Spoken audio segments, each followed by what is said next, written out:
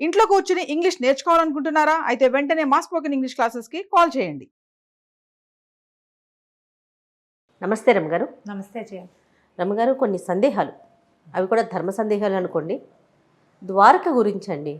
చాలా వార్తలు మనము ద్వారక అని కొట్టగానే యూట్యూబ్లో కొన్ని వందల వీడియోలు వస్తాయి, వేలకు వేలు వచ్చేస్తానే ఉంటాయి. ఎవరికి తోచిన విధంగా వాళ్ళు చెప్తూనే ఉంటారు. అసలు అక్కడ అది అక్కడ ఏదో పవర్ స్టేషన్ ఇప్పటికీ ద్వారక కనిపించిందని, నీటి మట్టంలో ఉందని, అసలు మునిగిపోయిందని, అట్లా మీకు తెలిసిన సమాచారం ఏంటండి ద్వారక గురించి? నీళ్ళల్లో ఉన్నదా? అసలు ఎందుకు మునిగిపోయింది? ఒకవేళ మునిగిపోతే బోల్డ్ అని ప్రశ్నలు. అవునవును, మహాభారతం చదివితే మనకి సమస్యలు సమాధానాలు లభిస్తాయి రమ్మగారు. 100%. ఇప్పుడు ఆర్కియాలజీ డిపార్ట్మెంట్ వాళ్ళు కనపడినవి ఆనవాళ్ళు ఉన్నాయి, అక్కడ ఉన్న సముద్రంలో ఖచ్చితంగా ఏవో ఉంది, ఒక కొంత ప్రాంతం ఉంది, చూస్తారు, చెప్పారు. అవును. మనం సోమనాథ్ దీనికి వెళ్తే ఏమిటి, మన గుజరాత్ వెళ్తే గుజరాత్ ట్రిప్లో భాగంగా సోమనాథ్ ద్వారక చూస్తాం. అవును. ఢిల్లీ వెళ్ళినప్పుడు మధుర చూస్తాం. మధురలో తొలి కాలంలో బృందావనంలో కృష్ణుడి ఆనవాళ్ళు ఇప్పటికీ కనపడతాయి. ఎన్నో అయిపోలేదు కదా, మన ముందు యుగమే కదా, ఆ తర్వాత మనం మొదలు పెట్టాం. 8,000 సంవత్సరాలు గడిచాయి, అయినా కూడా ఏవో ఆనవాళ్ళు అలా అలా అలా కాలక్రమాన కనపడుతూనే ఉన్నాయి. మధుర నుంచి శ్రీకృష్ణుడు ఒకేసారిగా ద్వారకకి వెళ్ళిపోయాడు. మధుర ఉన్నది ఎక్కడ క్లియర్గా కనపడుతోందిగా, మహాభారతంలో చెప్పబడింది. ఈ మధుర ఎక్కడుంది, బృందావనం ఎక్కడుంది?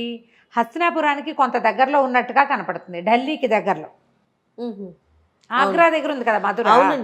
అక్కడి నుంచి అక్కడ ఒక చిన్న పల్లెటూరులో ఉన్న వాళ్ళు యుద్ధాలు జరిగి, అతని పేరేమిటి, మన జరాసంధుడు, కంసుడి మామగారైన జరాసంధుడు ఎన్నిసార్లో యుద్ధం చేశాడు వీళ్ళతోటి.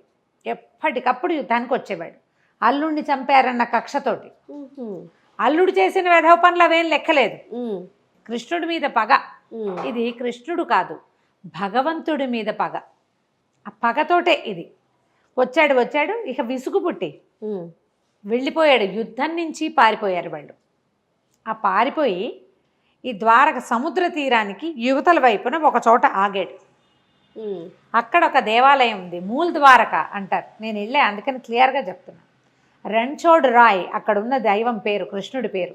రణము వదిలిపెట్టి వచ్చినటువంటి కృష్ణుడు, అంటే యుద్ధాన్ని వదిలిపెట్టి వచ్చేసాడు. రణ్ఛోడ్ దాస్ పేరు విన్నాం మనం, అదే. ఆ రణ్ఛోడ్ అంటే ఏమిటంటే రణమును వదిలిపెట్టిన, యుద్ధాన్ని వదిలిపెట్టిన భగవంతుడు. ఇక తన జనం నలిగిపోవడం సహించలేక వచ్చేసాడు ఇక్కడికి. ఈ మూల ద్వారకలో కనపడతాడు. అక్కడి నుంచి ద్వారక మనకి కనిపిస్తుంది. ద్వారకలో దేవాలయము అవన్నీ ఉన్నాయి. అయితే ఈ సముద్రానికి యువతల ఉన్నది కాకుండా విశ్వకర్మతోటి సముద్రం లోపల ఒక మహాద్భుతమైన నగరం ఇవుందాయని, ఐలాండ్స్ ఉంటే దాని మీద నగరాన్ని నిర్మింపచేసుకున్నాడు కృష్ణుడు తమ వాళ్ళ కోసం. యాదవులు, అంధకులు, వృష్టి, ఇలా రకరకాల జాతులు ఉన్నాయి వాళ్ళల్లోనే. వీళ్ళందరికీ కలిపి ఒక ప్లేస్ని ఏర్పరిచాడు. తను అన్న యుద్ధం చేస్తూ జరాసంధుడిని కొండ మీదకి పైకి తీసుకెళ్ళి అక్కడి నుంచి ఇద్దరు మాయమైపోయారు, అన్న తమ్ముడు ఇద్దరు మాయమైపోయారు. అతను వెతుక్కున్నాడు కానీ వాళ్ళు అక్కడి నుంచి వదిలేసి ఇక్కడికి వచ్చేసారు. మొత్తం పరివారాన్ని అంతా రోడ్డు మీద నడిపించి తీసుకొచ్చాడని చెప్పాల మహాభారతంలో. అక్కడ మాయమై ఇక్కడ ప్రత్యక్షం అయ్యేలాగా చేశాడని చెప్తారు. ఇప్పుడు మహాభారతం లేదు, అవన్నీ కథలంటే అంటావు. మరి ద్వారక ఉందిగా, అప్పుడు మధుర ఉంది కదా, హస్తినాపురం ఉంది, కురుక్షేత్రం ఉంది, అన్నీ ఉన్నాయే. మహాభారతాన్ని లేదని ఎలా అంటాం మనం? అంతే కదా, అనడానికి వీల్లేదు. అస్సలు భగవద్గీత ఉంది, మహాభారతం వల్ల వచ్చిన భగవద్గీత కూడా ఉంది. ఇవి మొత్తానికి ఇక్కడికి వచ్చేసారు. ఇది లోపల, సముద్రం లోపల బ్రహ్మాండమైన నగరాన్ని నిర్మించారు. విశ్వకర్మ నిర్మించాడు ఆ నగరాన్ని అని చెప్తారు. మళ్ళీ దీనికి, ఈ ప్రాంతానికి రాజు ఒకరు ఇలా ఏర్పాటుగా కూడా చేసుకున్నారు. కృష్ణుడు పరివారం మొత్తం, ఆయన అష్టభార్యలు, అన్న యొక్క సంసారము, కుమారులు, మనవలు అందరూ ఉన్నారు. మొత్తం అది చాలా పెద్ద సామ్రాజ్యం. సముద్రంలో ద్వారకా నగరం సముద్రంలో నిర్మించారు. భేట్ ద్వారక అంటారు దాన్ని. ఇప్పుడు కూడా మనం ఈ ద్వారకలో శ్రీకృష్ణ మందిరం చూశాక ఆ సముద్రంలో కాసేపు ప్రయాణం చేస్తే ఆ లోపల ఉన్న ఐలాండ్లోకి వెళ్తాం. నేను వెళ్ళాను అక్కడికి, చాలామంది వెళ్తారు. ద్వారకా మనం చూడడానికి వెళ్తే మనం అక్కడి నుంచి లోపలికి వెళ్ళొచ్చు. ఆహా. అవి లోపల ద్వారకకి కనుక వెళ్తే ఏంటంటే సముద్రం మీదే వెళ్తాం. బోల్డ్ అన్ని పక్షులు ఇలా కొంగలు మన వెనకాల పడుతుంటాయి తిండి కోసం. ఎంత వస్తాయో, భలే గొప్పగా ఉంటుంది. ఆ, ఈసారి వెళ్తే ఫోటోలు బాగా తీసుకొస్తాయి. ఎన్నేళ్ళు అయింది, ఫోటోలు ఎక్కువ లేవు. తప్పకుండా. ఓకే. అయితే ఈ వెళ్ళి లోపలికి వెళ్తే మనకు అక్కడ కొంత దేవాలయం, ఐలాండ్ కొంత అన్నమాట. ఐలాండ్ లాగా ఉంది, కొంత స్థలము అవి కనిపిస్తాయి. కోటలు అట్లా ఏమైనా కనిపిస్తాయి? ఏదో పడిపోయినట్టుగా సుమారుగా ఉంటుంది. ఇంకా లోపల చాలా ఉందట, ఏదో కొంత దొరికింది. ఆహాహా. ఈ మన భూమి తాలూకు ఈ రకరకాలు వచ్చినాయి కదా మనకి, సునామీలు అవును. అవి ఇవి వచ్చి సముద్రంలో హెచ్చు తగ్గులు వచ్చి క్రమంగా కొంచెం బయటపడింది. ఇప్పటికీ ఏవో చూస్తూ వెతుకుతూనే ఉంటారు, ఏమిటేమిటో దొరుకుతూనే ఉంటారు. దీనికి మూల గాథ మనకి ఎక్కడ దొరుకుతుందంటే, ఇది ఇప్పుడు నా సొంత మాటలు కావుగా, ఉన్నదే విషయం. చరిత్ర పుస్తకంలో ఉన్నదే. మహాభారతంలోని లాస్ట్ బట్ వన్ పర్వం, మౌసల పర్వం దాని పేరు. 18 పర్వాలు మహాభారతం. 17వ పర్వం అయినటువంటి మౌసల పర్వంలోనే ఈ గాథ కనిపిస్తుంది. ఇది శ్రీకృష్ణుడు శాపగ్రస్తమైన యదువంశంలో పుట్టాడని చెప్పుకుంటాం మనం. ఆసక్తి ఉన్న వాళ్ళు మౌసల పర్వం తీసుకుని దాని తెలుగు అర్థమో ఇంగ్లీష్ అర్థమో దొరికితే చదువుకోవచ్చు. మౌసల పర్వంలో మహాభారత యుద్ధం ముగిసిన తర్వాత 35 సంవత్సరాలు గడిచాక ధర్మరాజుకి కొన్ని అపశకునాలు కనిపించడం మొదలుపెట్టాయి. గాలి వచ్చి రాళ్ళు కూడా ఎగిరి పడేవట. ఏదో దుశ్శకునాలు కనిపించేవి. ఆయన చాలా భయపడ్డాడు, ఇట్లా ఎందుకు జరుగుతోంది అని. ఏదో ఒక మాదిరి దుశ్శకునం కాకుండా రోజుల తరబడి అవి కనపడుతుండేవి. జంఝామారుతాలు వచ్చేవి, రాళ్ళు కూడా లేచిపోయేవి, సూర్యుడు చంద్రుడు చుట్టూతా గుడిగట్టినట్టుగా కనపడేది, వికృతమైన ముఖాల్లాగా కనిపించేవి, ఆకాశంలో మబ్బులు. ఏదో జరుగుతోందని భావించాడు ఆయన. ఏదో జరగబోతోంది అంటే 18 లక్షల అక్షౌహిణులు, అదే అక్షౌహిణుల సైన్యం ఇంతమంది చచ్చిపోయారు మహాభారత యుద్ధంలో. దానికంటే కూడా ఇంకా విపరీతం ఏదో జరగబోతున్నట్టు అనిపించేది. అది యుద్ధం కదా, అది ఇంతమంది కలిసి అటు కొంతమంది ఇటు కొంతమంది మోహరించి కొట్టుకున్నారు, ఏదో ఒక దానికోసం పోరాడారు. ఇది అట్లా లేదు, ఇది ప్రపంచానికే ఏదో ముప్పు వస్తున్నట్టుగా కనపడింది. చాలా భయపడుతూ ఉన్నాడు. ఇలాంటివే మనకి మధురలో, అది ద్వారకలో కూడా కనిపించేబట. ఇంతలో ఏమైందంటే, కొంతమంది ఋషులు ద్వారకలో తపస్సు చేసుకోవడానికి ఆ ప్రాంతానికి వెళ్ళారు. రైవతకాద్రి అని ఒక పర్వతం ఉందట ద్వారకలో.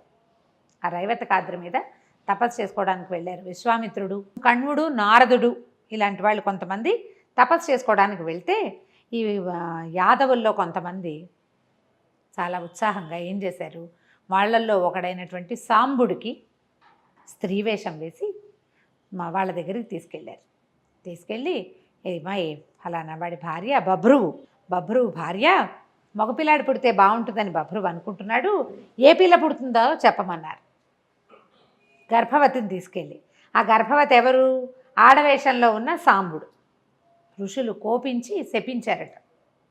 పుడుతుంది, వీడి కడుపును ముసలం పుడుతుందని శపించారు. రోకలి, ముసలం అంటే రోకలి పుడుతుందని శపించారు. శపించేసరికల్లా ఇది సంగతి తెలిసిపోయింది, వచ్చేసింది బయటికి. ఋషులు కోపం వచ్చిందని ఇదని కృష్ణుడికి తెలుసు. సరే ఇది జరగాల్సే ఉంది, ఆయనకి తెలుసు. అందుకని ఈ శాపాన్ని మార్చడానికి కానీ ఏదైనా చేయడానికి కానీ ఆయన ఇచ్చగించాల. ఎలా జరగాలంటే అలా జరగనిద్దామని వదిలిపెట్టేశాడు. యదువంశం నాశనం కావాల్సిందే, యుగధర్మం ఈ యుగం ముగిసింది. తను ఎందుకు వచ్చాడో ఆ పని, ధర్మ సంస్థాపన పూర్తయిపోయింది.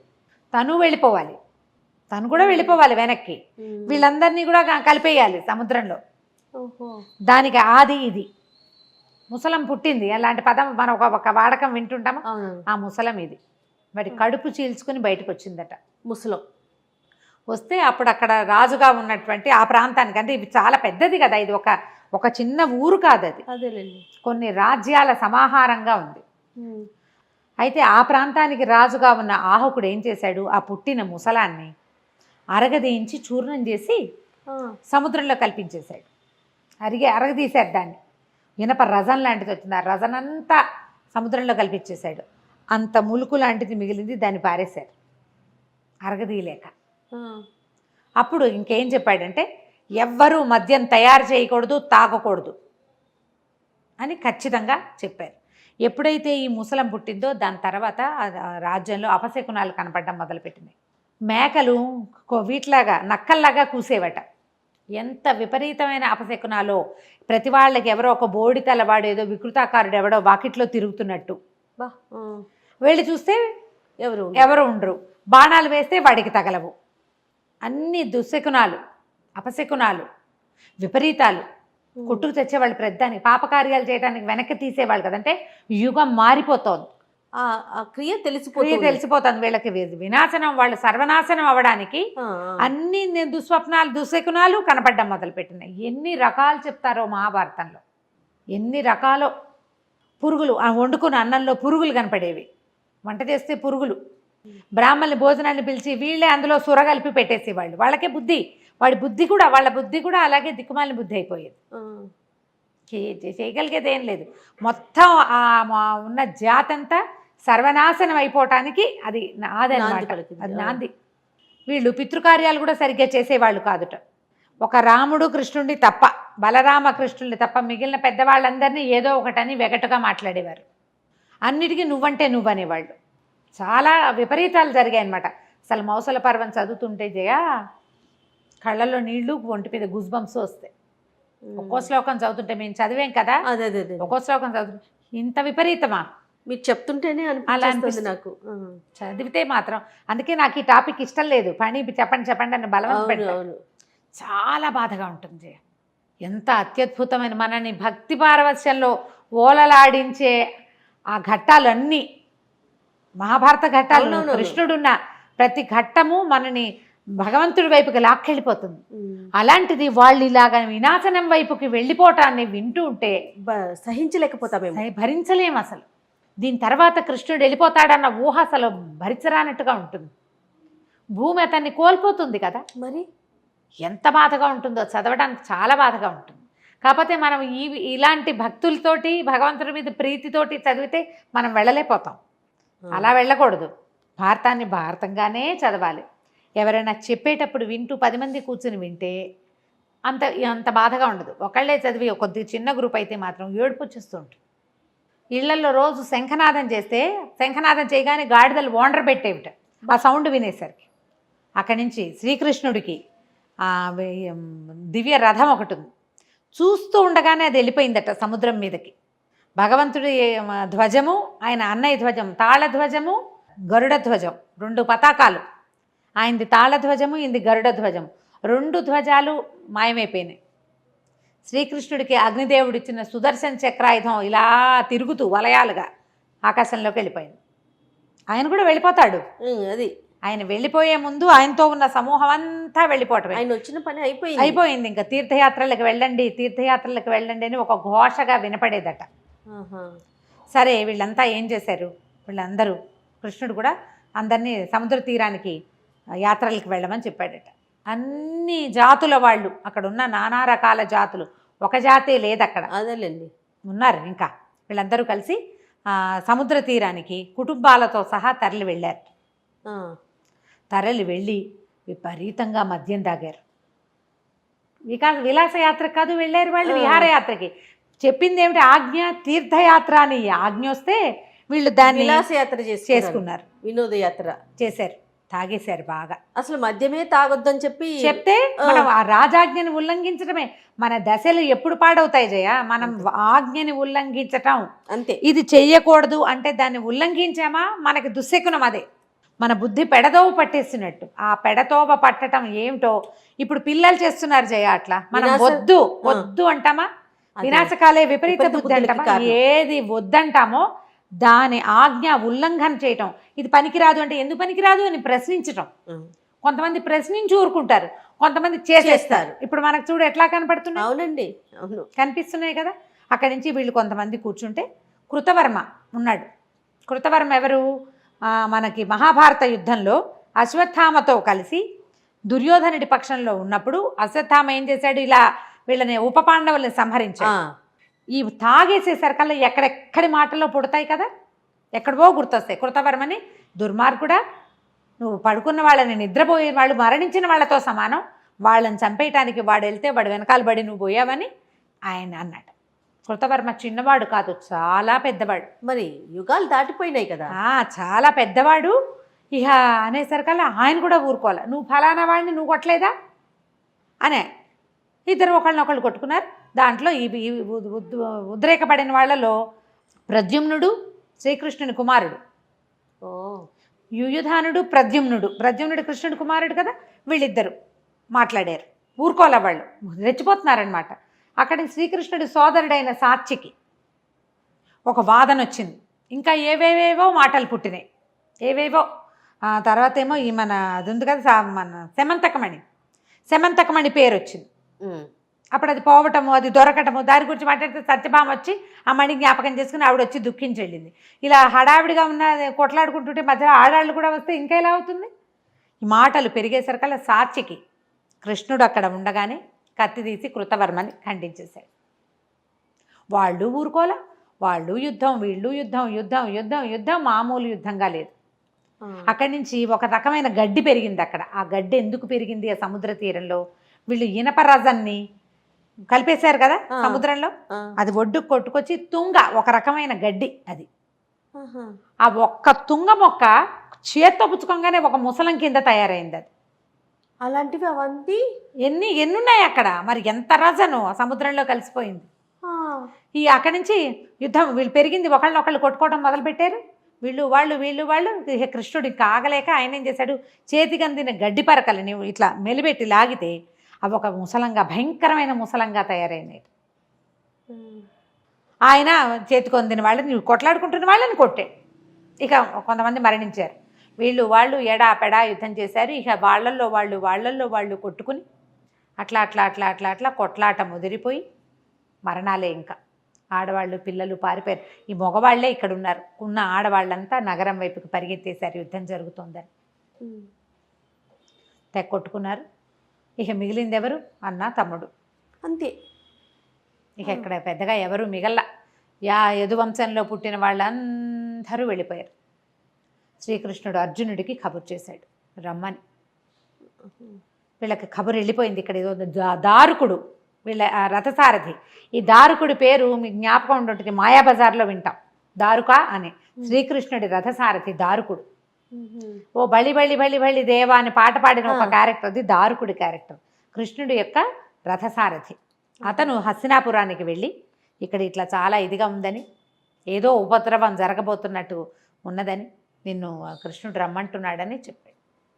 అర్జునుడు వెనక్కి వచ్చేసరికల్లా ఏముంది ఇక్కడ? అది ఏమీ లేదు, అంతా కొట్లాటలు. బలరాములే మిగిలారు. పెద్దగా మిగిలింది ఎవరు లేరు. దారుకుడే చెప్పాడు, నువ్వు రాముడు ఎక్కడున్నాడో వెతుకుదాము పద అని చెప్పి. బభ్రువు కూడా వీళ్ళతో పాటు ఉన్నాడు. అయితే బభ్రువు, నేను వెళ్ళు రాజ్యానికి వెళ్ళి స్త్రీలను రక్షించమని చెప్పేసరికల్లా ఎవడో ఒక వ్యాధుడు వేసిన ముసలం తగిలి బభ్రువు కూడా మరణించాడు. దారుకుడేమో అక్కడికి వెళ్ళాడు హస్తినాపురానికి. ఈ కృష్ణుడు వీళ్ళు వెతుకుతూ వెళ్తే ఆయన చెట్టు కింద అలా ఆలోచిస్తూ కూర్చుని ఉన్నట్ట బలరాముడు. ఆయన యుద్ధం చేయలే. కురుక్షేత్ర యుద్ధంలోనూ ఆయన పాల్పంచుకోలే. ఇక్కడ కూడా ఆయన ఎవరిని చంపినట్టు కనపడదు, కృష్ణుడే సంహరించినట్టుగా కనిపిస్తుంది. ఇంకా నిశ్శేషంగా ఎవరెవరు పాప పంకిలంలో కొట్టుకుపోతున్నారో వాళ్ళందరినీ ఈయన చేత్తో కొంతమందిని చంపించాడు, కొంతమందిని చంపాడు కృష్ణుడు, అంతే. అక్కడి నుంచి నేను వెళ్ళి నగరానికి వెళ్ళి స్త్రీల రక్షణకి ఏర్పాటు చేసి వస్తాను. స్త్రీలు బాలురు పిల్లలు ఉన్నారు, దారుకా నువ్వు వెళ్ళి ధనంజయుడిని పిలుచుకురా అని చెప్పి అన్న నువ్వు ఇక్కడే ఉండమన్నాడు. శ్రీకృష్ణుడు వెనక్కి వెళ్ళి రాజ్యంలోకి వెళ్ళి అందరూ స్త్రీలు ఏడుస్తూ ఎదురొస్తే తండ్రికి వాసుదేవుడు జీవించే ఉన్నాడు. ఈయన తండ్రి వాసుదేవుడు అనకూడదు, వాసుదేవుడు జీవించే ఉన్నాడు. ఆయనకి చెప్పాడు, అంతా అయిపోయింది, జరగవలసిందే జరుగుతోంది, నువ్వు ధైర్యంగా ఉండు, వీళ్ళతో పాటు ఉండు. ధనంజయుడు వచ్చి స్త్రీలని బాలుడిని రక్షిస్తాను, నేను అన్న దగ్గరికి వెళ్తానని వెనక్కి తిరిగి వెళ్ళాడు. ఇది సముద్ర తీరం అని చెప్తారు కదా, ప్రభాస తీర్థం అని చెప్తారు ఆ ప్రాంతానికి. అది ఇంచుమించుగా సోమనాథ్కి దగ్గర. ఓకే, అదంతా సముద్రమే కదా లైన్ అంతా. అయితే ఈయన వెళ్ళేసరికల్లా యోగముద్రలో ఉన్నాడు బలరాముడు. ఆయన ముఖం నుంచి 1000 తలల నాగు లేచి సముద్రంలోకి ప్రయాణిస్తుందట. అది చూశాడు కృష్ణుడు. అంటే ఇంకా ఆయన కూడా వెళ్ళిపోయాడు. ఆయన బయలుదేరి వెళ్ళిపోయాడు. సముద్రంలోకి వెళ్తే ఆయన సోదరులైన తక్షకుడు, అనంతుడు, తక్షకుడు, వాసుకి వీళ్ళంతా కలిసి ఆయన్ని స్వాగతించి ఆయన లోపల తీసుకెళ్ళిపోయారు. శరీరం ఉండిపోయింది. కృష్ణుడు కూడా ఇంకా చివరికి వచ్చేసిందని భావించి సేన పడుకుని యోగంతో శరీర అవయవాలన్నింటినీ బంధించి అట్లా పడుకుని ఉన్నాడు. శరీరాన్ని వదిలిపెట్టేందుకు సిద్ధపడుతున్నాడు. అయితే ఏమైంది, దూరం నుంచి ఒక వ్యాధుడు ఒకడు లేడిగా భావించి శ్రీకృష్ణుడి వేలుని బాణంతో కొట్టాడట. ఆయన పడుకున్నాడు, శరీరాలు అవయవాలన్నీ బిగించుకున్నాడు, కొంచెం బొటన వేలు అట్లా కదులుతోంది. కృష్ణుడి పాదాలట ఎలా ఉంటాయంటే ఎర్రగా ఉంటుంది అడుగు భాగం, పై భాగం నీలంగా ఉంటుంది, నలుపు. అది దూరం నుంచి చూస్తే ఎట్లా కనపడింది అంటే ఒక లేడి కన్ను, లేడి యొక్క కదలికలాగా కనపడింది అతనికి. లేడి ఉందని బాణంతో కొట్టాడు. ఆ బొటన వేలికి కాలి బొటన వేలికి ఆ కొట్టింది దేనితోటి అతను ఆ ప్రాంతంలో తిరుగుతుంటే అతనికి ఒక చిన్న ములుకు లాంటిది దొరికింది. ఓహో, ఆ ముసల మరగదీశారు చూడు, దాని ముక్కు అని చెప్తారు. వేలికి తగిలింది, లేడి పడిపోయి ఉంటుందని భావించి వ్యాధుడు పరిగెత్తుకుంటూ వచ్చాడు. వస్తే పీతాంబరధారి శేషశయనంలో పడుకోవాల్సిన వాడు ఇసుకలో నేల మీద పడుకున్న భగవంతుడిని చూసే సకాలం నిర్కాంతపోయాడు. పరిపరి విధాల దుఃఖించాడట. ఆయన జరగాల్సిందే జరిగింది, నువ్వు దుఃఖించొద్దని చెప్పి భగవంతుడు తన దారిని తన శరీరాన్ని వదిలిపెట్టి వెళ్ళిపోయాడు. ఆయన ఇట్లా పైకి లేచి వెళ్ళేసరికి శంఖచక్రాలు ఆయన్ని చేరుకున్నాయి. బ్రహ్మాది దేవతలందరూ ఆయన్ని స్వాగతిస్తూ వైకుంఠానికి తీసుకెళ్ళిపోయారు. దారుకుడు అర్జునుని తీసుకురావడానికి వెళ్ళాడు కదా, వాడు పరిగెత్తుకుంటూ వచ్చాడు ఆఘ మేఘాల మీద. వచ్చి ఏముంది వెతుక్కుంటూ వచ్చి ముందు ద్వారకా నగరంలోకి వెళ్ళాడు. స్త్రీలంతా ఏడుపులతోటి దద్దరిల్లిపోతుంది నగరం అంతా. పిల్లలు, చిన్నపిల్లలు, ప్రద్యుమ్నుడు లేడు, అనిరుద్ధుడు లేడు, ఇంకో వీడు లేడు, బభ్రువు లేడు, ఎవ్వరూ లేరు, ఎవడు యూధానుడు లేడు, సమస్తమైన వాళ్ళు అందరూ సాత్యకితో సహా తరలిపోయారు. వసుదేవుడు ఉన్నాడు, వృద్ధుడు. ఆ వసుదేవుడు వీళ్ళకి సొంత మేనమామ కదా, కుంతీదేవి అన్నదమ్ముడు. సరే ఏం చేస్తాం, జరిగింది జరగబోయేది, చేయగలిగేది ఏమీ లేదు, వీళ్ళని నేను రక్షిస్తాను, తీసుకెళ్తాను అని చెప్పాడు. ఆయన ప్రాణం వదిలేశాడు వసుదేవుడు. అర్జునుడు వచ్చేదాకా వెయిట్ చేశాడు. ఆయనకి కార్యాలు చేసి అక్కడి నుంచి వీళ్ళ శరీరాలు వెతుక్కుంటూ వెళ్ళి పడి ఉన్నటువంటి మొత్తం వీళ్ళందరికీ, యాదవులందరికీ కూడా అతనే తర్వాత అంత్యక్రియలు అర్జునుడే చేశాడు. బలరామకృష్ణుల్ని వెతుక్కుంటూ వెళ్ళి దొరికిన వారి పార్థివ శరీరాలు రెండింటికి అంత్యక్రియలు చేశాడు. ఓకే, అర్జునుడే చేశాడు. అంత్యక్రియలు కూడా చేశారు అని మనకి చెప్తూ ఉంది మహాభారతంలో, మౌసల పర్వంలో ఉంది. తర్వాత వీళ్ళందరినీ పుచ్చుకొని బయలుదేరితే ఈ వీళ్ళతో యుద్ధంలో అక్కడి నుంచి వ్యాధులు కొంతమంది బతికిపోయిన వాళ్ళు ఉన్నారు. యదువంశం కదా పూర్తిగా నాశనమైంది.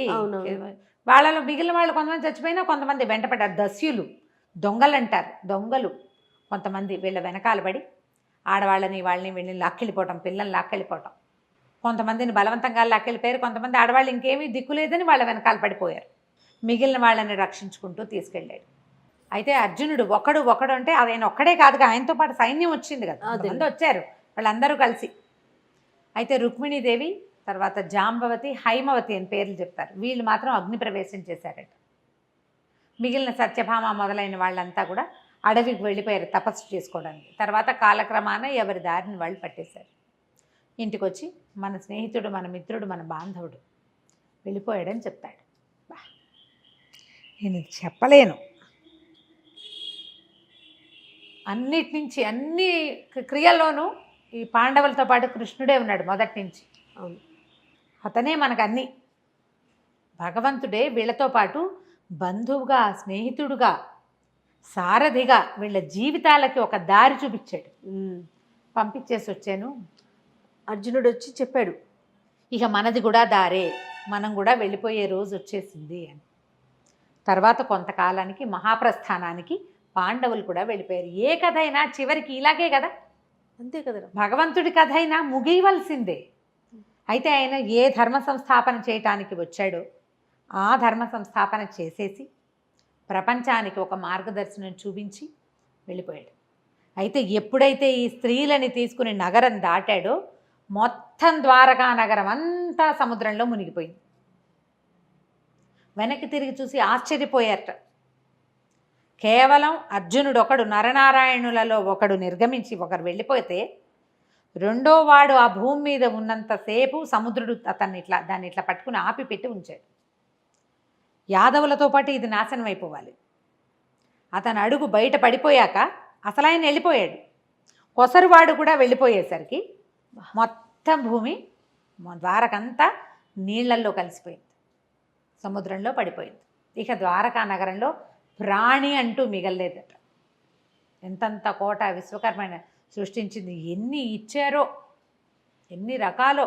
స్వామికి సేవ చేయడానికి వచ్చిన ధ్వజాలు వెళ్ళిపోయినాయి, రథం వెళ్ళిపోయింది, ఆయన తాలూకు ఇది వెళ్ళిపోయింది, చక్రం కూడా వెళ్ళిపోయింది, సమస్తం. ఉద్ధవుడు వీళ్ళకి మొట్టమొదట ఈ పిల్లడు మీ ఇంటికి వచ్చిన పిల్లవాడు భగవంతుడి స్వరూపము అని వీళ్ళకి చెప్పినవాడు ఆయన వెళ్ళిపోయాడు. ఆయన వెళ్ళిపోగానే నగరం అంతా చీకటైపోయినట్టు అట్లా కనపడుతుంది. కుదిరితే మౌసల పర్వం చదవండి, ఎంత వివరంగా కనపడుతుందో. బాగా చదివితే మీరు ఈ ప్రశ్నలన్నిటికీ సమాధానాలు మనమే స్వయంగా చెప్పగలుగుతాం.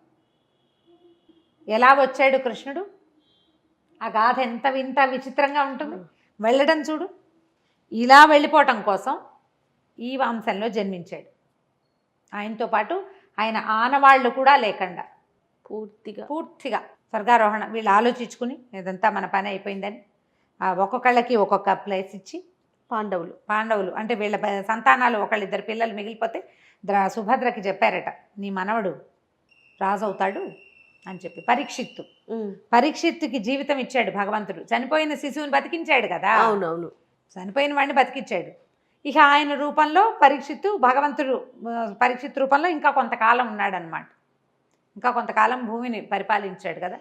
వీళ్ళకి ఏదొస్తుంది అని చెప్పి వీళ్ళు తర్వాత మెల్లిగా ప్రయాణం కడతారు. మహాప్రస్థానం అది. ఎలా వెళ్తారు వీళ్ళ 6 బయలుదేరి, పంచపాండవులు, ద్రౌపది, వాళ్ళ వెనకాల ఒక్కొక్క వెళ్ళిందని చెప్తారు. వీళ్ళంతా కలిసి స్వర్గారోహణ పర్వం పైకి వెళ్ళిపోతారు. అంటే ప్రాణాలు తమంతట తాము వదిలిపెట్టేయటానికి. మనం ప్రాణ భయంతో చచ్చిపోతాం, వీళ్ళు ప్రాణాలు వదిలేయడానికి సిద్ధపడి ఉంటారు.